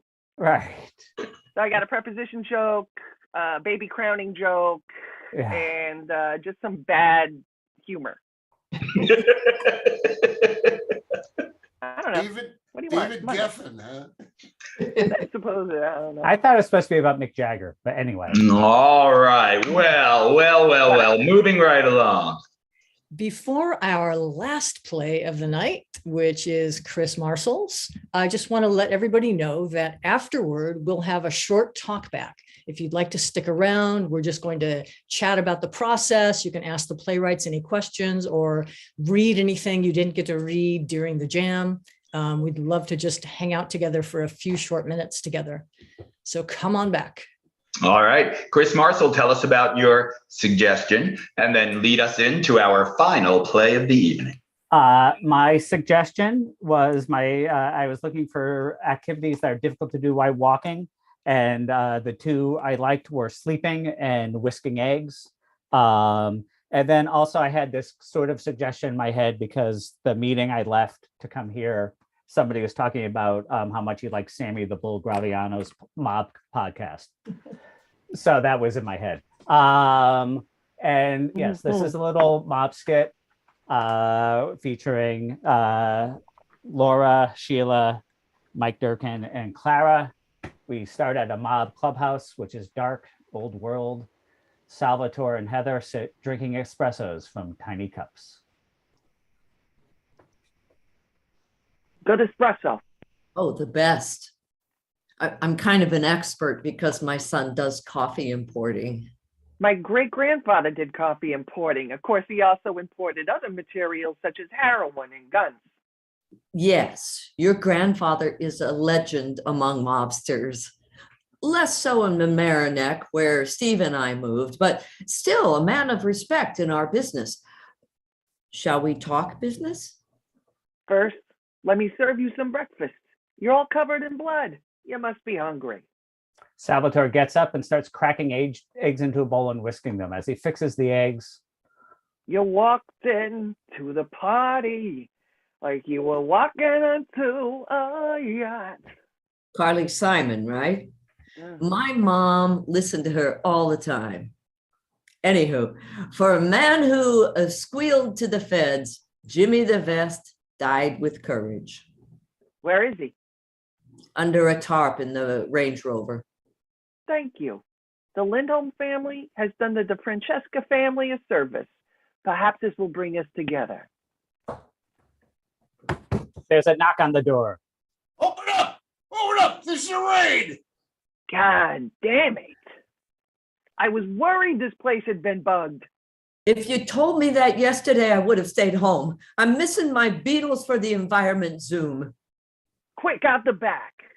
They run out the back just as the cops come in. Damn it! Damn it, we just missed him. But then we'll get far. We're watching the back entrance. I don't remember you ordering anyone to watch the back. Oh, damn it. They outsmarted us. Well, since they're gone, perhaps you can tell me how Heather, the suburbanite Lindholm, came to be the most vicious mob boss north of the Bronx. That's quite a tale. A tale of revenge, lost love, and the heady rewards of crime. But it would be stupid of me to go on into it because we got to fuck up to cover up. They start fooling around with the crime scene, and we join Salvador and Heather by a road by Flushing Bay or something like that, full of junk by the side of the road. It's near a marsh. They enter On the Run. And it was just so much more exciting to be gangster and easier to make partners. So I said, sayonara, Skadnarps. Heather, I'm so tired. My heart, so tired. Can't we rest? Salvador, if you'd taken my advice after your bypass and even done a little Tai Chi, you wouldn't be in this spot. But we've got to keep moving or the Fed will kill us. Just sleep while walking. It's not so hard. I'll try. He falls asleep and shuffles a few steps. Working, Heather. I need to give you a kiss. We're just business partners. Besides, I'm happily married. Married anyway. Well, it's not that kind of a kiss. He reaches for the sides of Heather's head, but with his eyes closed, he misses. Oh, I get it. I got you, Sal. He takes his hands and puts them on either side of her head. I want you to run the family. Of course, Sal. I think there's a lot of synergy there. He gives her the mobster's kiss on either cheek. Good. And there's one more thing. Shave my head. What? The DeFrancesca men go out of this world the way they came in, bald, and often crying like a little bitch. I carry a straight razor and shaving cream in the inside of my coat, always. Do this for me. I will do this for you, Sal. He reaches into his pocket and takes out the razor. She sits him down by the marsh. Just let me trim off the excess here. And she slits his throat as Sal gurgles. Laying people off is the hardest part of the job, Sal. She pushes him into the marsh. For a beat, Sal floats on the water. Heather notices a tire and picks it up. Thanks, CrossFit. She throws it into the marsh. It lands on Sal's body and he sinks. The end. Walked into the park. I've always wanted to play a mobster, dude. Yeah. I feel seen. Yeah. Well, I'm glad you were here. I'm glad you were here for it. Maybe that's what gave me the confidence to write it. Chris, come on back. Come on back on. Let everybody see your face. All right, Mike and Laura, do we have an announcement? Holy cow. Yeah.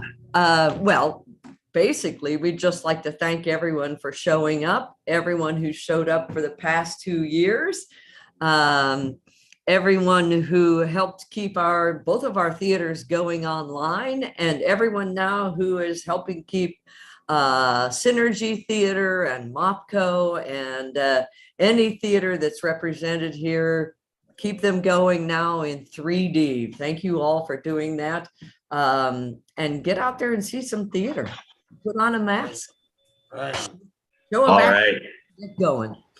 Thank you all so much for being here. I hope you will all join us for next month's Right Away. It is June 20th. You can register right now. Lisa already put the link up there in the chat. Michael Durkin and I will be hosting and giving you some fun in the jam. And we're going to have Kat Coppett, Laura Valpy, and Laura Livingston writing, plus some guest stars that you certainly won't want to miss. So let's give our playwrights all one more huge round of applause for their incredible work tonight. If you are sticking around for the talk back, feel free to stick around for the talk back. If you have to go, thanks so much for being here, and we'll see you next month. Bye-bye, everybody. I have to go because it's still working hours, but this was delightful. Awesome Lovely work, to see Chris. you all. Bye, Chris. Thank you, Chris. Great to Thank see you, Chris. I loved being Heather the suburbanite. Yeah. You were Well, hello, folks. Roll. For those of you who are sticking around, that is awesome. I'm very, very happy to have you here. If you want to turn your camera back on, then please do that. That would be awesome. So for the talk back, if anybody has a suggestion, I'm sorry, not a suggestion, a question or a comment that you'd like to pose to any of the writers, you are welcome to do that. And but by all means, just pop in and ask your question. I'll get some things started as we're percolating. And here it is. This is an age-old question. In fact, I have two age-old questions, and one of them might require a little bit of thought. So I'll posit it, and then everybody can think about it if you have anything to say about it. But here's the first question. When you are writing, either here in Right Away or when you are doing your own writing elsewhere, do you lead with story or character? Which is the first inspiration that you usually get? A great idea for a story, and then you write it and use whatever characters you need to tell it? Or do you get great ideas for characters and then create stories to put them in? So that's one question. Think about that for a moment. This is the one that I think might give you a little bit more thought. Maybe not, hopefully not, but here it is. When you think of your art, writing or improvisation or acting, whatever your theater-related art is, when was the last time you learned something new about it? And what was that? I got All right, one. I open it up. I got one. Don't look at the audience. The last time I was in a show, I was in a show in a small theater, and I went on stage and was prepared to go on stage and saw someone I knew in the first row, and that was it. That's all I could see was the first person in the row, and I couldn't remember lines or anything else. So don't look at the audience ever. That's my advice. All right. So both questions are on the table. What was the last thing you learned about your art, and when was it? And as a writer, do you lead with story or character? Take it anywhere you would like, people. Anyone who is in our jam is welcome to pipe in as well if you have a thought about that or an answer to one of those questions. I tend to lead with character, especially for these when it's improv. That's because otherwise I can't come up with a story. Well, you might have noticed I couldn't come up with a story. So yeah, character for sure. Is that how, do you want to talk a little bit about the play that you were just working on? And is that how that came about? Not your Right Away play, the play that you just had. Yeah, we don't need to talk about that. No. Okay. You know, the Hollywood Nurses thing is a project that we have had a lot of time to work on, so it's changed a lot, and it's based on an homage to pulp, so it's really informed by the tropes and the structure of pulp novels, lesbian pulp novels. So that is more of a styles piece than anything else? Yeah, more of a styles piece, you know, and you read a lot of, if one has read a lot of that type of stuff, then you kind of know what the two main characters are going to look like and be like, and then the world around them, you just kind of fill that in with the, you know, the various what's the word I want, stereotypes from the pulp books. Mm-hmm. Cool. Anybody else have anything on any of those two questions, or does anybody want to pose another question? Yes, Karen, go ahead, turn your microphone on and tell us. I learned something 2 Sundays ago in improv class, in your improv class, and we were focusing on being affected by what our partner's view was and changing. So then I went in my next improv class and I did that, but I didn't stick with it.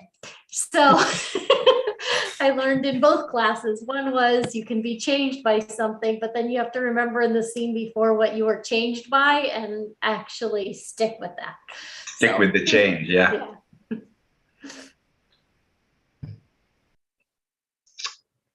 I would second what Sheila said about characters. I like to start with them and sometimes maybe a bit of a situation, but I feel like the characters make what happens happen.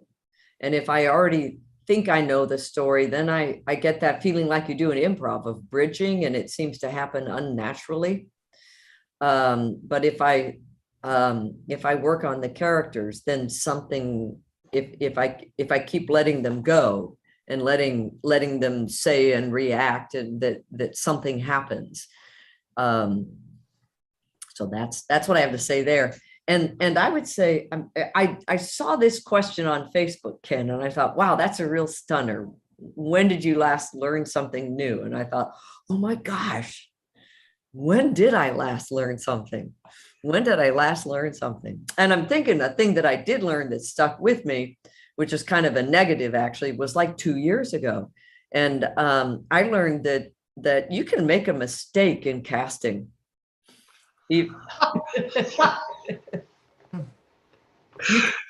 And I've been trying to puzzle, how do I make that? Because I thought I was really good at it and that I would pose things in casting and stuff. And I think the only thing I've come up with is have another person in the room and listen to what they have to say.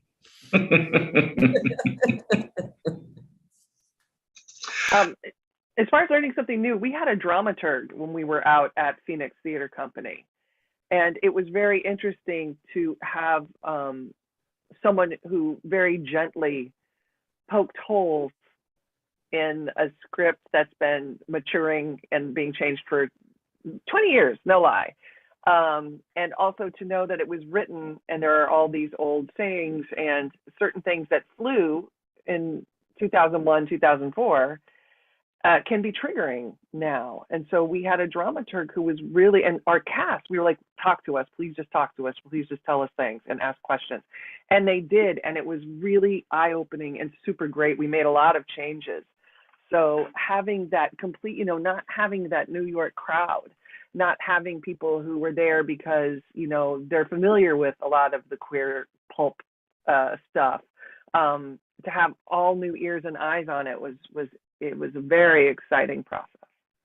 Sheila, what is the job description of the dramaturg as it was practiced in this experience, and how did they interact with you?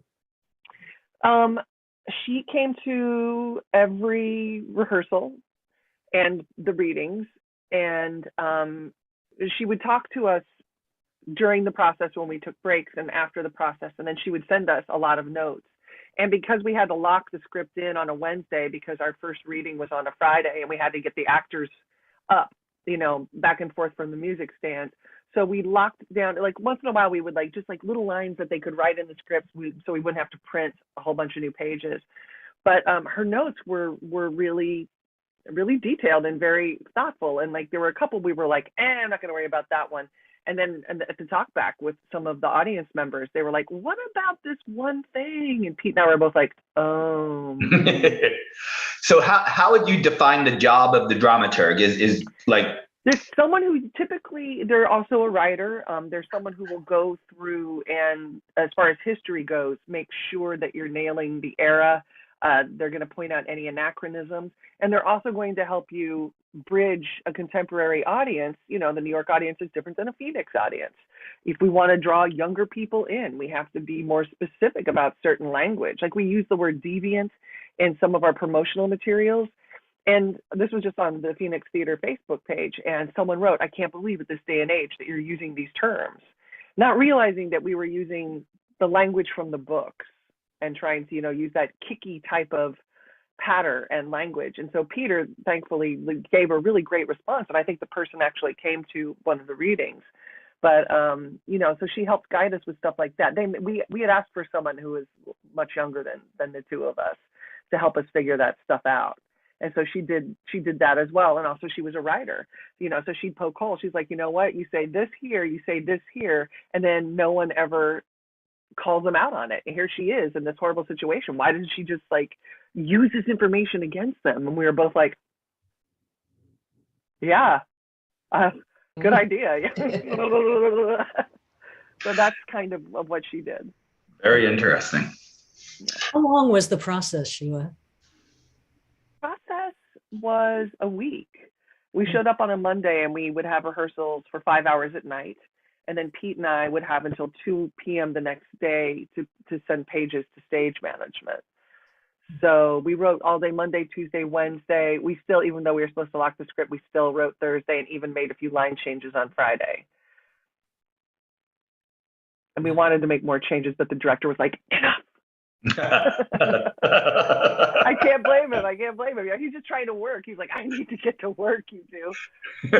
They're not nurses anymore. Was the play produced 20 years ago as well? You know, it had one kind of weird production, and it's changed drastically from then. It's an actual play now. Before it was kind of like just a campy with music, and it was just crazy. And it turned into a real play, and so we did a lot of readings, but it's never really had a production. So exciting. Does anyone have like $500,000 so we could have enhancement money and take it to? Great, Ken, what's up? Thanks. All right, awesome. Well, best of luck, of course, Sheila, with all of that. Any other questions? Any other answers? Anything anyone wants to say before we wrap up our 2-year anniversary production of Right Away? Yes, Delisha. I just want to say how much I really appreciate what all you writers have done. And it sounds like a couple of you feel kind of like, oh, that wasn't that good, or I don't know why this went strange, or the comments that you all, you know, several of you made. And as an audience member, it was great. Every single one of them had something that was really great.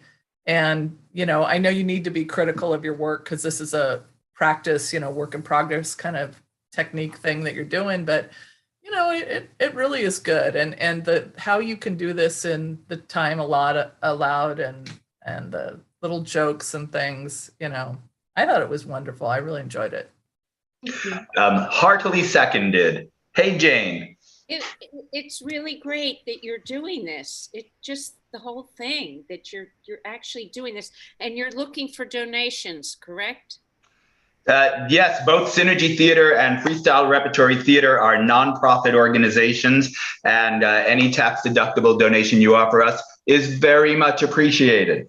How would one do that? There are links on both of our websites to allow for that, and I believe those website links were put right into the chat. Lisa Thompson, if you have that handy, if you could repost it, or Laura, you could just type in. I'm popping them in now. Okay, great. There you go. Okay. Yes. Any kindness that can come our way would be much appreciated. Thank you so much for mentioning it, Jane. Mm-hmm. Thank you. How Thanks generous. for coming. Well, I can't think of a better way to wrap this up than with everybody reaching into their purses and pockets right now. So I think we'll let you all write your large checks. And thank you all so much for being here. And we will see you next month at Right Away. Thank you, everybody. Bye-bye. Bye, guys. Bye. Thank you. Hey, Lisa Thompson, nice job. Oh my gosh. Nerve How'd it go? wracking. How'd it go? I think it went okay. The jam part went real well, I thought. I thought you did an excellent job, Lisa. Thank you. Yeah, it was really fun. It was really, really strange to be on the other side. Yeah, did you enjoy it? I did. Yeah, I did. Yeah, I think next time I would be more facile and yeah. Yeah, I know I tend to jump the script and take away moments that are supposed to be the other host. So I really apologize for that. That's okay. Actually, that was Yeah. It's something I do all the time too. So it just happens. It just happens.